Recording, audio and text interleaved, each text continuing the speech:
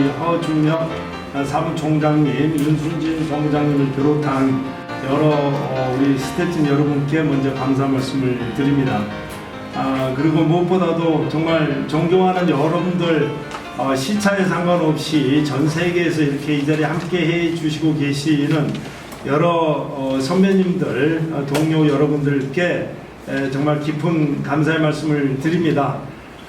이미 이사님께서 대부분의 많은 분들에 대한 호칭을 하셨기 때문에 그냥 몽땅그려서 여러분들 정말 반갑다는 말씀 드리고 감사의 말씀을 드립니다.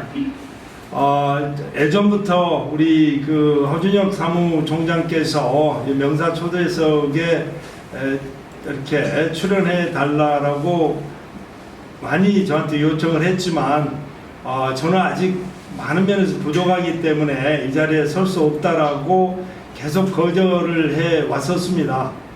근데 오늘 이 자리에 이렇게 오게 된 것도 제 개인에 대한 문제보다는 어찌어찌 하다 보니 제가 작년 11월 1일부터 세계 한인무역협회 월드옥타 회장직을 수행하다 보니 월드옥타 회장으로서 그래서 여러분들께 인사도 좀 드리는 게 순서인 것 같고 옥타에 대한 설명도 좀 더 드리고 특히 아까 이사님께서도 말씀을 하셨지만 금년 10월 달에 우리 오스트리아 비엔나에서 개최하게 될 세계 한인 경제인 대회 코리아 비즈니스 엑스포에 대한 소개 말씀도 드리면서 여러분들을 공식적으로 초청을 하고 싶다라는 생각에서 이렇게 감히 부족한 제가 이 자리에 앉게 됐습니다. 제가 어제 한국에 왔기 때문에 지금 비엔나 시간으로는 사실 새벽 3시 20분 정도 될 겁니다. 말하는 저부터도 하품하면서 잘지 모르겠는데요. 제 말씀 들으시다가 지루하시고 그러면 그냥 주무셔도 됩니다. 네, 오늘 말씀은 먼저 간단히 말씀을 드리고 제가 먼저 강의라는 차원보다도 그냥 제가 살아온 것들에 대한 좀 준비한 PT 자료가 있어서 그걸 보여드리고 한 20분, 20, 30분 그러고 나서 여러분들의 질문을 받으면서 제가 답변하는 형태로 그렇게 진행할까 합니다. 준비한 PT 자료를 보면서 여러분들께 말씀을 드리겠습니다. 지금 마음 같아서는 여기 보면서요 이름들 다 부르고 싶거든요. 근데 다음에 별도로 제가 카톡으로 인사를 드리겠습니다.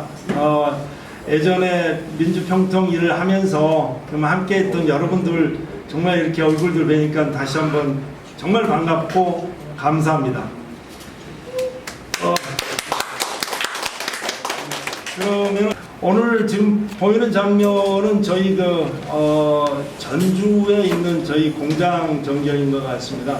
오늘 드릴 말씀은 저에 대한 한 장짜리 이 소개 말씀 좀 쑥스럽긴 하지만 말씀드리고 세계 한인 무역협회에 대한 소개, 그 다음에 저희 회사에 대한 소개를 하면서 그러면서 제가 또 여러 가지 사업을 제 개인 사업을 시작한 지 사실 올해가 25주년입니다. 그동안에 경험했던 것들에 대한 말씀, 그러면서 최근에 글로벌 위기, 우리가 당면하고 있는 문제들에 대한 고민거리에 대해서 말씀을 드리는 순서로 얘기하겠습니다. 글씨가 작아서 제대로 보일지는 모르겠습니다. 저는 1996년도에 기아장투 상사의 주재원으로 비엔나로 파견돼서 가서 바로 이제 IMF 금융위기를 맞이하면서 99년도에 제가 개인 사업을 시작했고요. 말씀드린 대로 올해가 25주년, 저희 회사의 창립 25주년이 되는 시기입니다. 그러면서 아까 우리 이사님께서 말씀을 하셨지만 그 감투를 제가 되게 좋아했나 봅니다. 그러니까 그냥 모든 감투는 다 썼네요. 보니까 한인회 쪽으로 한상 쪽, 민주평통 쪽 이런 것들을 좀 많이 해온 것 같고요. 또 그러면서 동시에 또 상복이 많아가지고요. 상도 좀 많이 받았습니다. 오스트리아 정부, 한국 정부로부터도 훈장도 받았고 그런 생활을 해왔습니다. 제가 학교는 살레시오 고등학교 광주 조선대학교를 졸업했습니다. 먼저 저희 세계한인무역협회에 대해서 소개를 좀 하겠는데요. 동영상이 준비되어 있죠? 네. 좀 부탁을 드리고. 먼저 저희 세계한인무역협회에 대한 동영상 한 3분 정도 되는데요. 먼저 좀 소개를 드리도록 하겠습니다.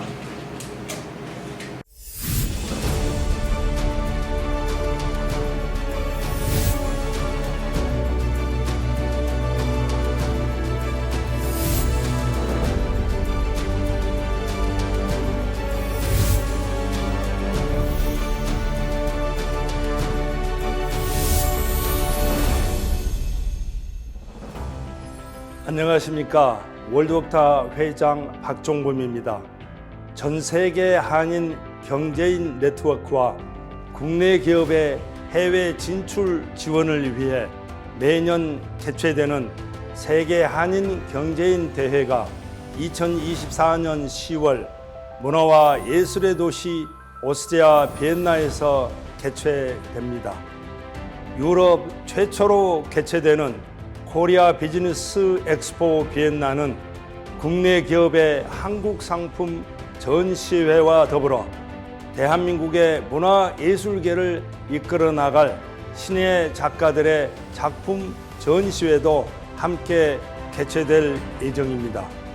대한민국 기업의 해외 진출 기회 창출은 물론 문화 교류 활성화의 장이 되고자 합니다. 이번 코리아 비즈니스 엑스포는 국내 여러 정부 기관들과 각 지방자치단체 그리고 경제단체들이 함께하는 명실상부 유럽 최대 한국 상품 박람회가 될 것입니다. 3천여 명이 참가할 이번 대회를 통해 세계 한인 경제인들의 역량을 결집하고 선진화된 대한민국의 미래를 여러분들과 함께 만들어 나가고자 합니다. 2024년 10월 오스트리아 비엔나로 여러분들을 초대합니다. 100년 대계를 위한 새로운 도약 월드옥타. 글로벌 비즈니스를 선도하며 대한민국의 경제 역사를 함께 쓴 사람들이 있습니다. 대한민국 경제 발전의 초석을 다져온 월드옥타는 대한민국 경제도약의 주역이자 자부심입니다.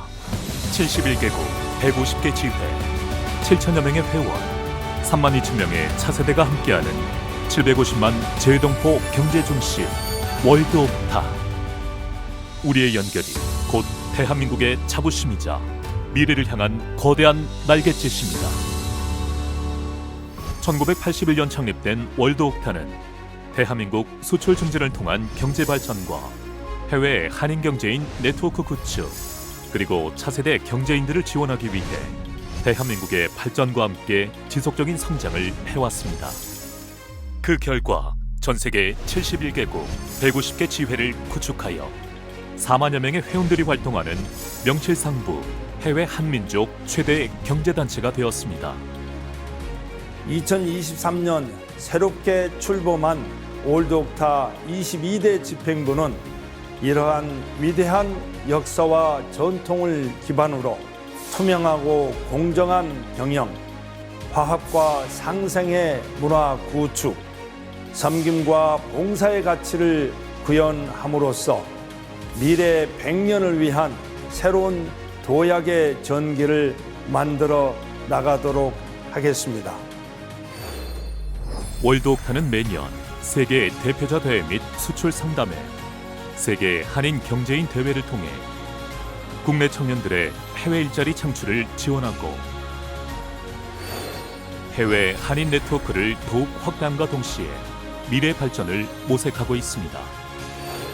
또한 지역 회원 간 단합과 비즈니스 네트워크 활성화를 위한 지역별 교역 정보 공유, 시장 진입에 필요한 활용 방안 모색과 더불어 현지 단체와의 네트워크 구축 및 협업을 추진하고 있습니다. 차세대 청년 경제인 육성을 위한 사업들 역시 매년 진행되고 있습니다. 한민족 정체성을 교육하고 특화 비즈니스 멘토링이 이루어지는 창업무역스쿨 해외 현지 교육, 미래의 글로벌 경제 리더, 한민족 경제사관생도 10만 명 양성을 목표로 각 분야별 명사초청 강연과 과정별 전문 교육이 이루어지는 차세대 글로벌 창업무역스쿨 모국 방문 교육.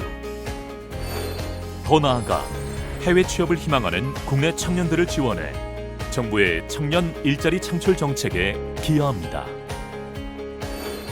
뿐만 아니라 월드옥타는 월드옥타 네트워크를 활용한 해외 지사와 사업 등을 통해 국내 중소기업의 수출과 해외 진출을 지원하며 모국 경제 성장에 이바지하고 있습니다.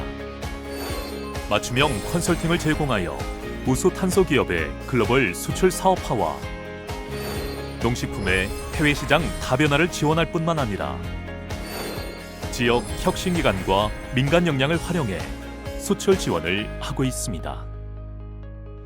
이처럼 저희 올드옥타는 해외 한민족의 경제 구심체로서 끊임없이 성장하며 발전하고 있습니다.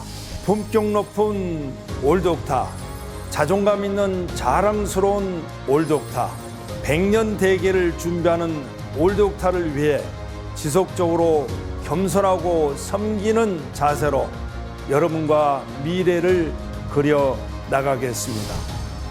한반도 땅을 넘어 전 세계를 무대로 경제 영토를 넓히기 위해 전 세계 곳곳에서 활약하는 한인 경제인들이 있습니다. 월드옥타 회원들, 제동포 기업인들이 흘린 땀과 눈물로 100년 경제에 초석을 놓으며 대한민국 경제 발전에 앞장서고 있습니다.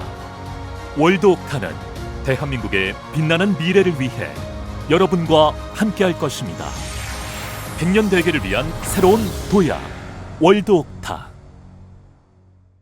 월드옥타에 대한 소개는 이거로 마치고요. 이 중에서 특히 저희가 이번에 야심차게 준비하고 있는 2024 코리아 비즈니스 엑스포 비엔나에 대한 안내 말씀만 조금 더 드리고 옥타에 대한 얘기를 마무리하도록 하겠습니다. 저희 올드옥타는 그 매년 4월 달에 대표자 대회 및 수출 상담회를 국내 그 지자체들과 합동으로 국내에서 개최를 하고요. 10월 달에 저희들 자체의 세계 한인 경제인 대회를 개최합니다. 이것도 각 도시 국내외를 이렇게 번갈아 가면서 이렇게 하게 돼 있는데요. 올해는 이제 오스트리아 비엔나에서, 즉 유럽에서는 처음으로 세계 한인 경제인 대회를 개최하게 되었습니다.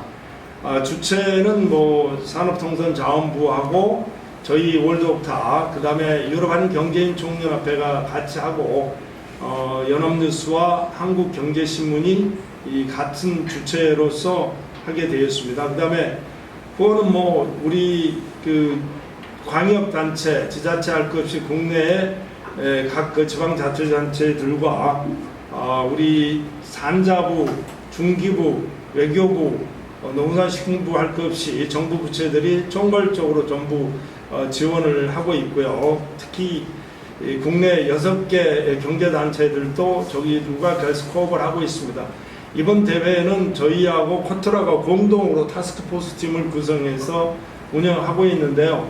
지금 현재까지 약 400개가 넘는 국내 업체들이 부스를 설치하기로 이미 얘기가 되었고 준비를 하고 있으며, 그래서 약 3,000명 정도의 비즈니스맨들이 한 자리에 모여서 실질적인 우리 한국의 국내 중소기업들의 제품을 유럽 시장 플러스 전 세계에다가 알릴 수 있는 그런 박람회로 만들고자 합니다.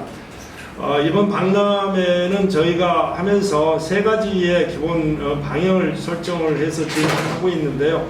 첫 번째는 비즈니스에서의 실질적인 성과를 내는 비즈니스 박람회가 되도록 해야 되겠다라는 것이고요. 두 번째는 우리 오스트리아 비엔나 하면은 문화와 예술의 도시지 않습니까? 그래서 문화와 예술에 또 함께하는 그런 전시회가 돼야 되겠다 해서 첫째는 아트페어 비슷하게 여러분들 너무나 잘 아시다시피 요즘에는 K-컬처, K-무비, K-드라마 할 것 없이 K자 붙으면 모든 게 다 지금 전 세계적으로 열광을 하고 있지 않습니까? 그러나 그 중에서도 가장 조금 잘 알려지지 않은 분야가 K 페인팅이라고 생각을 합니다. 그래서 한국의 유망한 화가들의 작품을 현재 실질적으로 전시를 하면서 아트페어 형태로 하되 거기에 참가하는 우리 바이어들이나 우리 회원들이 직접 그 작품들을 보고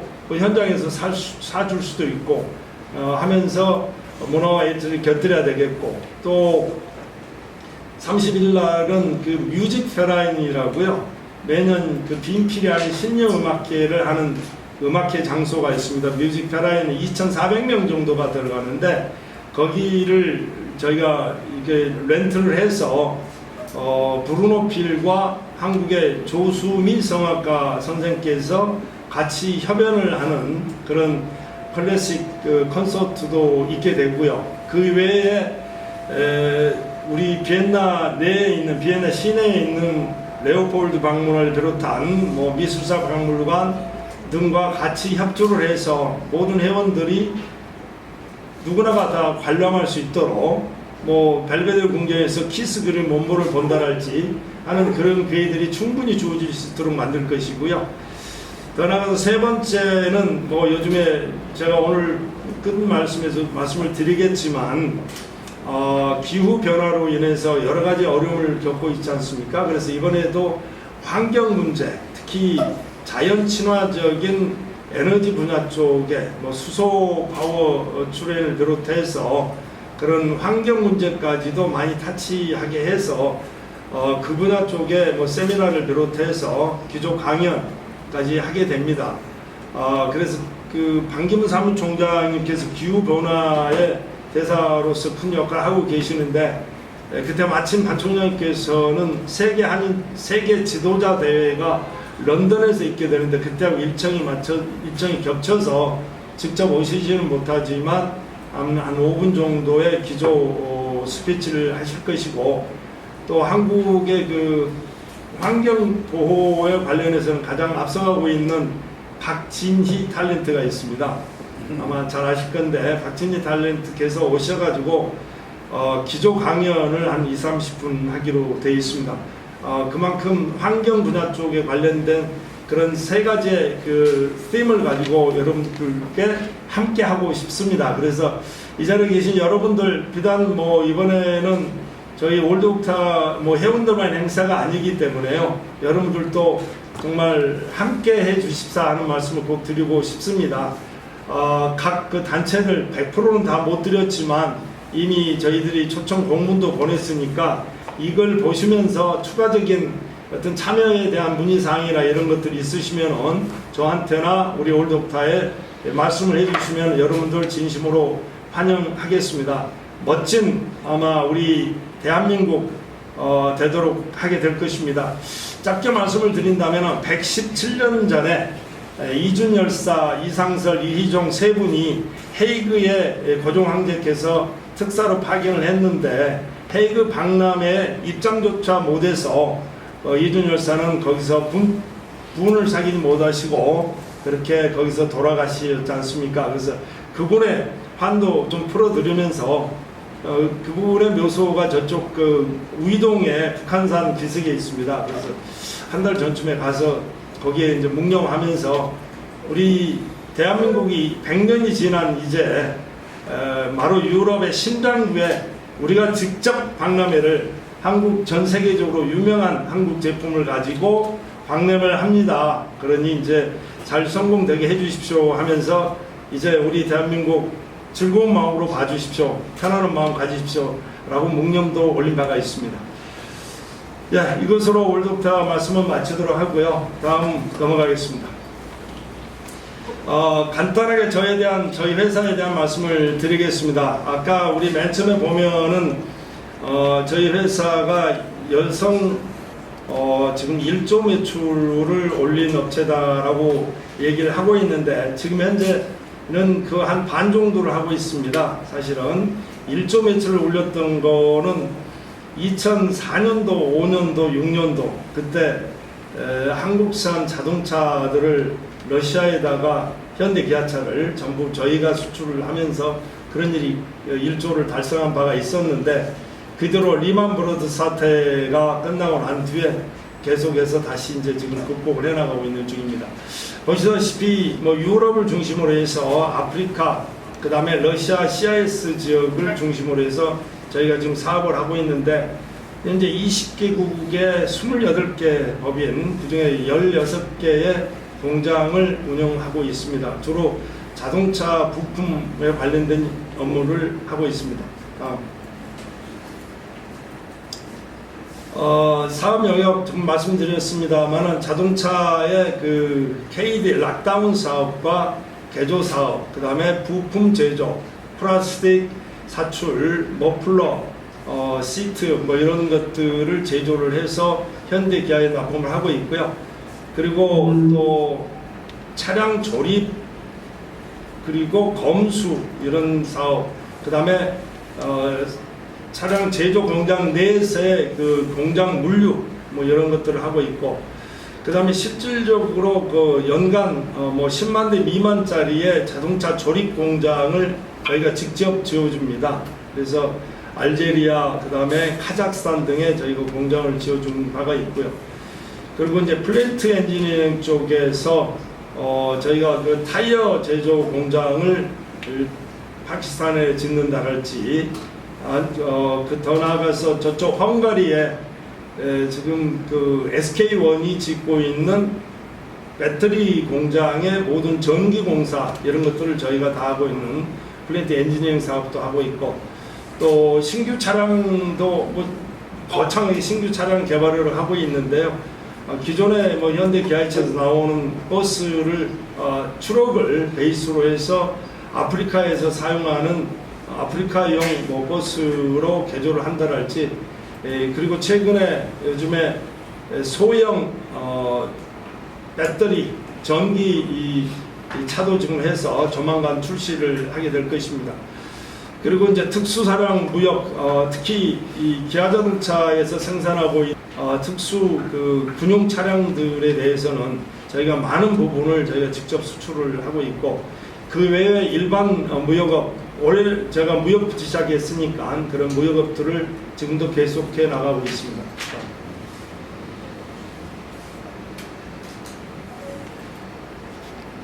주요 공장들인데요. 뭐 전주에, 그 다음에 김해에도 공장이 있고, 저쪽 인도에도 공장이 2개가 있습니다. 그리고 유럽 쪽에 뭐 슬로바키아에 2개가 있고, 체코에, 그 다음에 세르비아에 그 위험물 소각 처리장도 저희가 지어서 운영을 하고 있습니다. 그 다음에 CIS 지역, 터키에도 공장이 지금 2개가 있고, 저기 카자흐스탄, 우즈베키스탄에도 지금 저희가 공장을 보신 바와 같이 운영을 하고 있습니다. 그리고 러시아의 상페테르부르크와 칼리닝그라드 쪽에 짓고 있는데, 그 중에서도 공장 5개가 현재 지금은 다 놀고 있습니다. 그 중에 맨 오른쪽 그 맨 아래에 있는 공장, 하얀 색깔 지붕으로 되어 있는데, 이 공장은 플라스틱 사출물 도장 공장입니다. 그런데 이 공장을 원래는 2022년 5월 1일자가 SOP, 이 생산을 시작하는 거였는데, 아시다시피 2022년도 2월 24일 날 전쟁이 발발해서 저기 공장 같은 경우는 투자만 다 해놓은, 근데 도장 공장이 사실 투자비가 굉장히 많이 듭니다. 투자를 해놓은 상태인데 바로 그 이제 가동 바로 전에 지금 전쟁이 발발해서 그냥 새 거로 그냥 그대로 지금 현재 있는. 그래서 아까도 뭐 이사님께서 저희 회사에 대한 말씀 잠깐 하셨는데, 저런 공장들이 지금 쉬고 있다 보니 러시아 쪽 때문에 조금 어려움이 있어서 올해는 공장이 좀 더 많았었어요. 근데 아주 좋은 공장들, 서울의 사무실 이렇게 정리하면서 지금은 뭐 충분히 견디고 있으니까 제가 이 자리에 있겠죠. 예. 그런 과거가 있습니다. 그러나 뭐 나중에 다시 말씀을 드리겠습니다. 다음. 저희 사업은 맨 처음에 제가 이제 기아를 그만두고 개인 사업을 시작했을 때 사탕 포장지부터 시작을 했고요. 그동안에 꾸준하게 품목의 다양화, 사업 영역을 확대시키면서 시장도 다변화해왔고, 그러면서 최근에는 전문 분야로의 특화를 위해서 하고 있습니다. 그 중에서도 수소 트럭, 그리고 이 소형 전기 트럭, 그 외에 몇 가지 저희가 추진하는 사업들이 있습니다.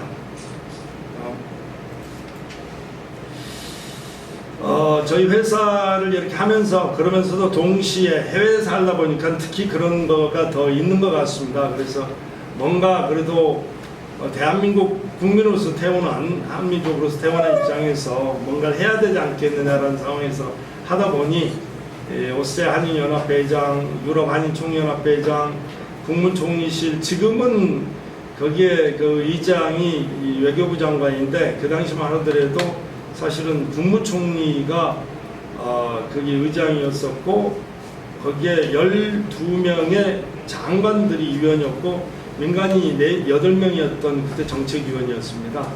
그다음 민주평통 자문회의는 원래 그 임기가 2년인데 3년임을 했었고요. 그래서 이게 지금 나와 있는 많은 분들이 참 낯이 있고 오랜만에 이렇게 뵙게 되니까 너무 반가운 것 같습니다. 아울러서 어떻게 이제 오스트리아 비엔나에 살다 보니 특히 클래식을 접할 기회가 많았어요. 그래서 저희 와이프가 현재 지금 하고 있는데 클래식 기획사를 하고 있습니다. 그래서 매년 빈 소년 합창단, 빈 피라미 오케스트라, 빈 심포니 오케스트라의 내한 공연, 그 다음에 국내에 국립 심포니 오케스트라를 비롯해서 KBS, 그 다음에 각 지방의 오케스트라들의 유럽 투어 이런 것들을 오거나이제이션을 하고 있고, 그 중에서도 꼭 그 자랑 삼아 말씀드리고 싶은 거는 저희 오스트리아에 지금 갖고 있는 좌측 아래쪽에 지금 나와 있는 보시는 바와 같이 허수과 옆에 그 도나우 공원 안에 있는 우리 한인문화회관의 전경입니다. 제가 오스트리아 한인연합 회장을 할 때 상당히 많은 그 후원금을 모아서 이렇게 한인문화회관을 저희가 운영하고 있습니다. 지금은 뭐 주말이면은 한글학교로도 활용을 하고 있고 모든 한들의 행사장으로 활용하고 있으며 때로는 현지인들의 결혼식장으로도 활용을 하는 등 풀로 지금 돌아가고 있고요. 더 중요한 얘기는 설립만 한 게 중요한 게 아니고 지금은 벌써 12년째가 됐는데 지금은 그 자체 자금으로 운영을 하면서 충분히 모든 보수부터 시작해서 운영을 하고 있습니다. 거기서 일하는 직원들의 급여까지도 충분히 보상을 하고 있는 그런 아주 바람직한 모습이죠. 그러니까 짓는 데서 그치지 않고 관리까지 해나가면서 계속 운영해 나가고 있다라는 말씀을 드립니다.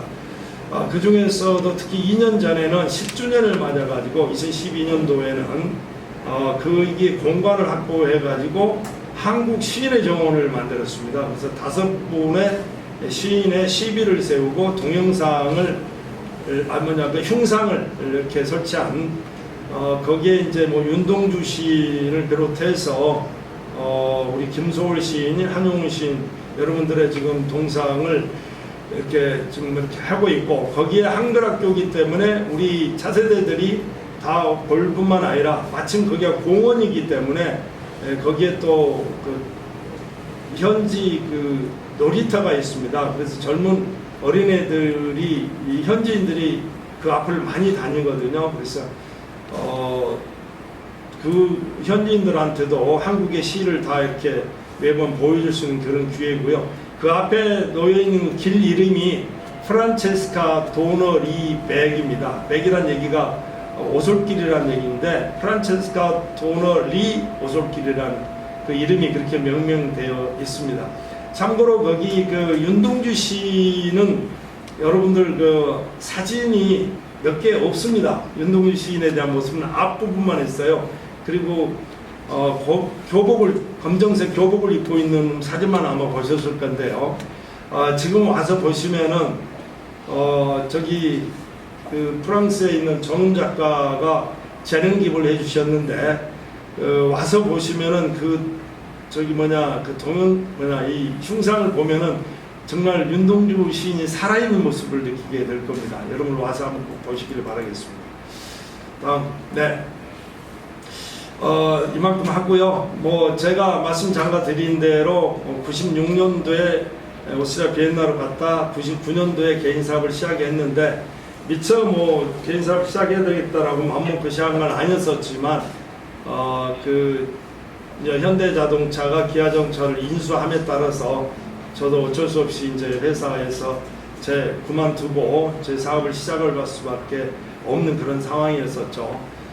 그게 바로 IMF 때문에 발생됐던 상황이었고, 제가 이제 독일말도 제대로 못하기 때문에 사업을 하면서 어쩔 수 없이 독일말을 하는 한국인 여직원을 한 분을 이제 같이 해서 사업을 시작을 했는데, 지금 얼추 뭐 한 3,000명까지 종업원들을 두고 있는 그런 회사가 되었습니다. 그렇게 하면서 제 스스로 가졌던 거는 마음속에서의 기아의 배지를 떼자라는 얘기였었고, 그러면서 가장 낮은 자세로 임하자는 얘기였었고, 자동차를 잊자. 자본금도 없는 상황에서 자동차 뭐 사업을 할 수 있는 상황은 아니었었기 때문에요. 그러다 보니 이 사탕 포장지를 찾게 된 거죠. 한국산 사탕 포장지를 우크라이나에다가 공급을 하면서 제 개인 사업이 시작됐는데, 항상 그 세상의 모든 것들은 업앤다운이 있는 것 같고요. 저는 가톨릭 신자로서 항상 느끼는 거지만 하느님께서는 항상 한꺼번에 많이 주시는 않으시더라. 그만큼 큰 것, 이렇게 기쁨도 주시지만 다른 한쪽에서는 아픔도 주신다라는 생각을 절감을 하면서 지내고 있는데요. 아무튼 뭐 그런 여러 가지 어려운 상황을 겪으면서 그 어려운 상황을 회피하지 않고 직접 맞닥뜨리면서 하다 보니 지금의 모습이 있지 않았겠느냐라는 생각을 해봅니다. 그 당시에 163만 불어치의 클레임이면은 정말 아주 엄청난 금액이었었죠. 지금도 큰 금액이지만 그 당시만 하더라도 정말 큰 금액이었었는데, 한국의 업체가 품질을 이제 불량으로 보내왔기 때문에 발생된 건데, 한국 업체는 그때 이제 의도적인 부도를 내고 이제 잠정한 상태에서 그때 판단을 한국에 와서 그 사람을 잡으러 다녀야 되느냐, 아니면 내가 이쪽에서 바이하고에 맞닥뜨려서 문제를 풀어야 되느냐라는 생각을 했을 때, 사실 한국에 와서 그분 잡아봐야 무슨 의미가 있겠어요.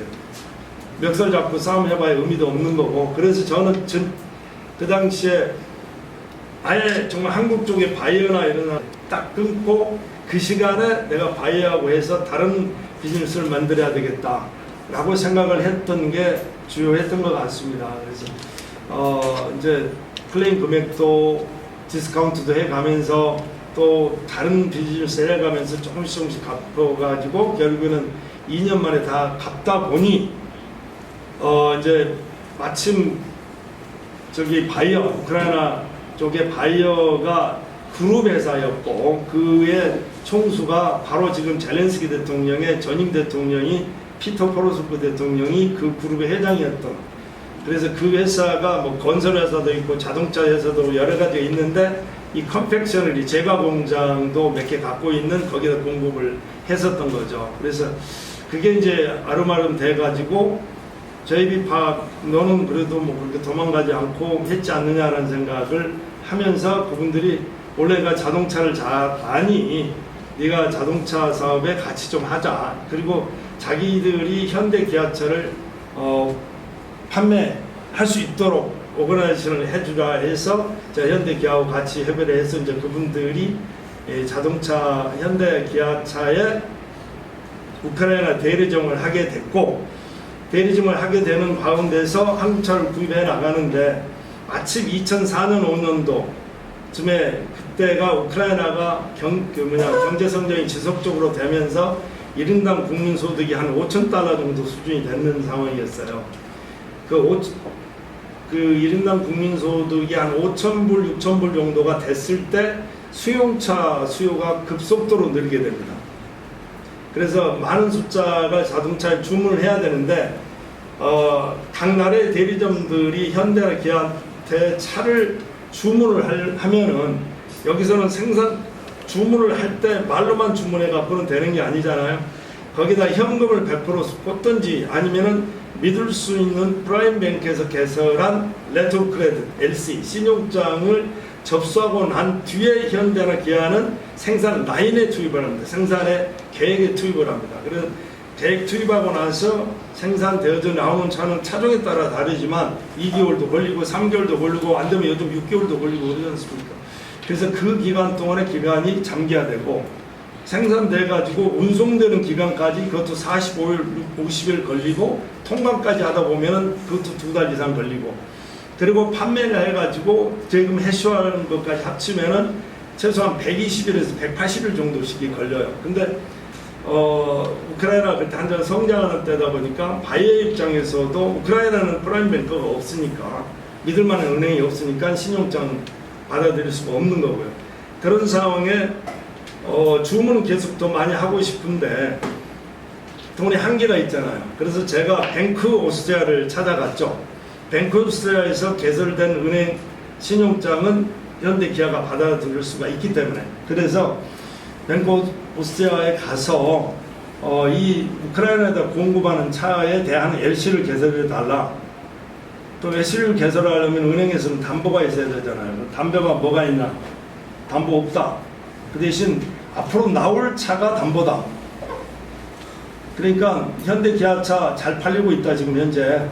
그러니 나하고 우크라이나하고는 오픈 어카운트로 즉 외상으로 사는 걸로 해하고 그 대신 저쪽에서 오다가 나오면은 그거에 따른 LC를 개설하되 나는 LC 담보가 없으니까 그냥 LC 너희들이 개설해 다오. 그런 현대 기아에서 차가 생산해 가지고 선적돼서 오다 보면은 그 선적 서류는 은행이 갖고 있게 되잖아요. 그죠? 그래 가지고 차가 도착할 무렵하기 바로 전에 현금을 결제해 가지고 은행이 돈 들어오면 선적 서류를 주면 되는 거잖아요. 그죠? 그래서 그렇게 되면은 아까도 6개월이나 뭐 3개월, 4개월, 뭐 6개월 정도 돈이 잠겨야 되는데 벌써 도착하기 전에만 돈을 주면 되기 때문에 한 달치면 되잖아요. 한 달, 2달치면 되잖아요. 그래서 그런 방식으로 하다 보니 모든 차를 저희가 그러니까 뱅코스한테 저도 낯도 두꺼웠던 거죠. 그죠? 그렇게 해가지고 하다 보니 우크라이나에 들어가는 현대 기아차를 전부 저희 회사가 하게 된 거죠. 그래서 2008년도에는 오스트리아의 은행으로부터 커스텀 오브 더 이어의 상까지 저희가 받았던 올해 고객상까지 최고상을 받은 거죠. 그래서 이제 그런 그 실적을 낸 바가 있습니다. 그래서 그때 일조가 됐는데 또 아시다시피 2008년도 10월 달에 리만 브러더스 사태가 터졌잖아요. 그죠? 그렇게 하다 보니까 저기 미국의 금융위기에 직격탄을 맞는 게 또 이제 동유럽 쪽에 금융위기가 오다 보니까 또 그것도 마찬가지로 그냥 중단이 되게 됐죠. 그러면서 저는 이제 또 뭐 자동차만 하고 있었던 게 아니었기 때문에 그러던 중에 2007년도에 마침 이제 슬로바키아의 기아 자동차가 공장을 만들게 됐죠. 기아 슬로바키아 공장이 지금도 32만 대 생산 공장이 잘 돌아가고 있습니다. 그래서 거기에서 나온 차로서 러시아에 들어가는 차와 우크라이나 그 다음에 카자흐스탄, 우즈베키스탄에 들어가는 모든 차들은 저희 공장에 와서 뭔가 추가 작업을 해가지고 그 나라로 수출을 하고 있습니다. 2007년도부터 지금까지 계속되고 있어요. 그 사업이. 그래서 그게 아까 이제 K 사업이라고 얘기하는데 그저기까지 말씀을 드리겠습니다. 그래서 2007년도에는 아까 우크라이나에 들어가는 완성차에 대한 파이낸싱뿐만 아니라 2007년도에 기아 슬로바키아에서 공장이 들어서면서 거기에 같이 협력사로서 일을 하게 됐고 그러면서 거기에 이제 실질적인 차량의 운송에 관련된 일들을 저희가 하게 됐고 그로부터 2, 3년 후에 또 현대자동차가 슬로바키아의 체코에 또 32만 대 생산 공장을 만들어서 거기서 만들어지는 현대차로서 러시아, 우크라이나, 그 다음에 카자흐스탄, 우즈베키스탄 이런 데 들어가는 차는 지금도 그쪽으로 들어가는 차들은 전부 우리 회사를 통해서 들어가는데 거기에서 가장 큰 이제 마켓이 사실은 이제 저기 러시아죠, 그죠? 근데 이제 마찬가지로 그 2년 전 2022년도 2월 24일 전쟁이 남으로 해서 지금도 현대 기아차는 러시아에 들어가지 못하고 있죠. 그래서 파이낸싱뿐만 아니라 그런 그 부품 제조뿐만 아니라 이 KD 사업도 그만큼 숫자가 많이 줄어들어 있는 게 현실인 거죠. 그만큼 뭔가 잘 되고 괜찮다고 생각되면은 그 다음에 또 위기가 닥치고 또 나아졌다 그러면 또 위기가 닥치고 하는 것들의 그런 연장선상이었던 것 같습니다. 지금까지도. 그래서 웬만한 어떤 그 좀 이런 좀 뭔가 좀 복잡한 문제가 있고 어떤 공경이 있다. 그래도 그냥 마음이 편해요. 그리고 저기 혼자 고민을, 그러니까 제가 천일이 안 들어있는 거야. 고민을 많이 안 하니까 저는 가만히 생각하면은 저는 내 구조는 진짜 편한 내 구조를 갖고 있는 것 같아요. 고민을 너무 많이 하는 것 같아요. 와이프가 보고 당신은 참 희한하다고 그래요. 근데 그 고민해봐야 나만 멍청하잖아요. 그죠? 그냥 뭐 그러려니 하다 보면 또 지나가게 되더라고요. 뭔가 또 주어지더라고요. 그렇지만 제 혼자의 스스로는 정말 간절한 마음으로 기도도 많이 하고 간절한 마음으로 잘 되게끔 바라보는 있겠죠. 이제 그런 생각을 하면서 지금까지 견뎌내고 있습니다. 이제 뭐 디테일한 것들이나 아프리카에서 있었던 뭐 이런 사고나 이런 거 정말 많습니다. 아프리카 말리의 내전, 뭐 저쪽 알제리아의 뭐 정권 바뀌고 나서 바이어가 완전히 뭐 그 소위 말해서 한국 같은 데 옛날에 있었잖아요. 뭐 그 대기업들 부정부패자들하고 다 깜빡이 들어갔고 막 십몇 년씩 그러다 보니까 우리하고 사업 엄청 크게 하던 것들이 막 중간에 중단되고 뭐 복잡한 것들이 많아요. 근데 다 그러려니 하다 보면 또 넘어가지더라고요. 이 정도만 하고요.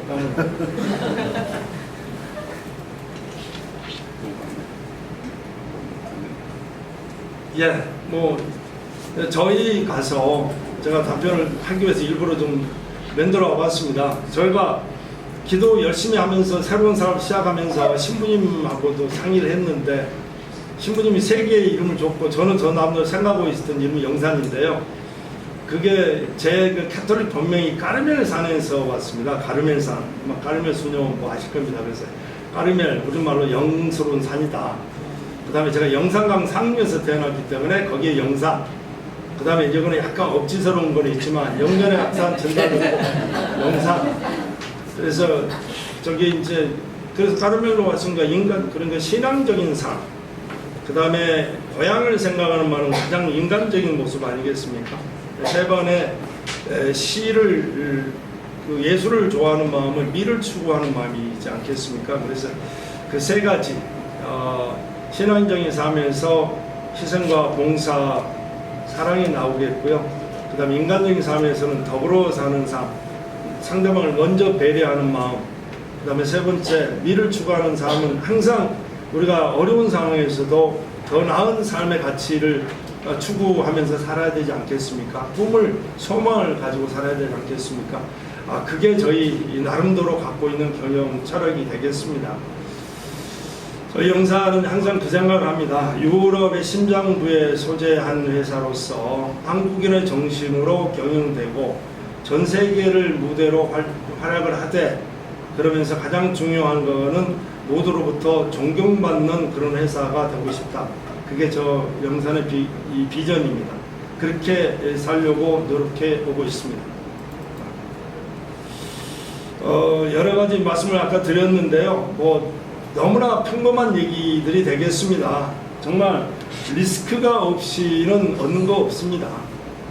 정말 어려운 상황에 빠질 때도 항상 정말 좌절하지 말고 도전과 불굴의 정신으로, 그리고 그 소나기가 오면은 피해야 되죠.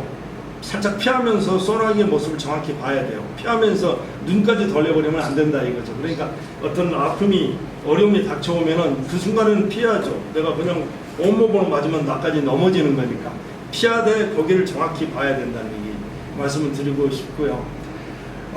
그 다음에 정말 원대한 비전을 가지고 끝없는 혁신을 해 나가야 됩니다. 그런 데가 있어야 되겠고, 여기서 말씀드리고 싶은 것 중에 하나는, 여러분들 전 세계적으로 맥도날드 모르신 분 없지 않습니까? 맥도날드의 그런 프랜차이즈를 전 세계로 만드신 분은 맥도날드 형제가 아니라 레이 크룩이라는 맥도날드 회사에, 그러니까 맥도날드 형제가 그 식당을 운영을 했어요. 그 식당에다가 이 종이컵을 공급했던 사람입니다. 종이컵. 그 다음에 거기에 이제 그 식당에서 쓰는 식자재 이런 것들을, 식자재가 아니고 그 용기들 같은 거를 공급했던 레이 크룩이라는 분인데, 그분이 그걸 보고 저거를 좀 확대시키면 좋겠다 해서 그분이 만든 거예요. 그러니까 어떤 의미냐면은 아까 제가 말씀드린 대로 초창기에 자본금이 없는 입장에서 시작했지만 뭐 하나님께서 도와주셨겠죠. 그러긴 하지만 뭔가 자본은 없더라도 자기 아이디어 하나로 충분하게 제대로 된 사업을 할 수 있다라는 얘기인 것처럼 레이 그룹도 마찬가지 그렇다. 이거 맥도날드 본인이 한 게 아니라 이거죠. 남이 해놓은 거지만 뭔가 그걸 보면서 자기가 아이디어를 만들다 보면은 그렇게 엄청난 규모의 회사도 만들 수가 있지 않느냐라는 얘기. 늘 그런 생각을 해보거든요. 그 다음에 항상 가능한 한 상대방에 대한 신뢰를 가져야 된다는 너무나 당연한 얘기인 것 같고요. 그리고 많은 생각을 해야 된다라는 생각을 생각하면서 매너리즘에 빠지지 않아야 된다라는 생각을 해봅니다.